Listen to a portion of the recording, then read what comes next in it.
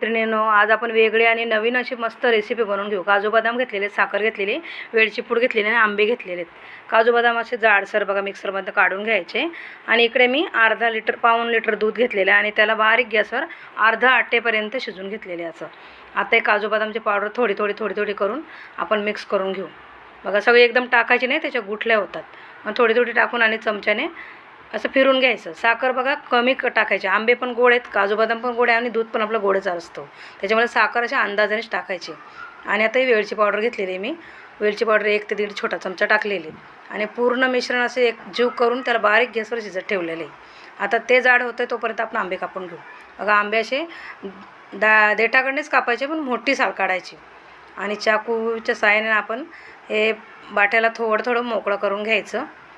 बघा हळूहळू असं मोकळं करून घ्यायचं। आंबे शक्यतो मांसवालेच आणि छोट्या बाठेवालेच घ्यायचे आणि बघा मोकळं झालं की आपण चिमट्याने त्याला काढून घ्यायचं, असं ते येत नाहीत। चिमट्याने काढले की खूप छान असं निघतात।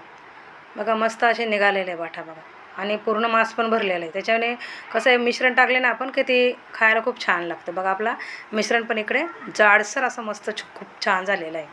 आता छोटा चमचा घेऊन आपण पूर्ण असं गच्च भरून घेऊ, त्याच्यामध्ये भरपूर भरायचं म्हणजे खायला छान लागते। बघा पूर्ण आपलं थोडं असं करून पूर्ण टाकून घ्यायचं। पूर्ण टाकून झालं ना की आपली साल आहे ना त्याला ती लावून घ्यायची। जे आपण डेट मोठा कापलेला होता ना आंब्याचा, तो काढून घ्यायचा आणि लावून घ्यायचा आणि आपला चहा प्यायचा कप असतो की नाही, त्या कपामध्ये भरायचं आणि फ्रीजमध्ये 7 ते 8 तास फास करून ठेवायचं। आणि म्हणजे आपल्याला जर वेळ असेल ना तर रात्रभर ठेवलं तर खूपच छान होतात। बघा मी 8 तासानंतर ठेवते आधी आणि 8 तासानंतरच मी काढून घेणार आहे, कारण मला जास्त वेळ नाही।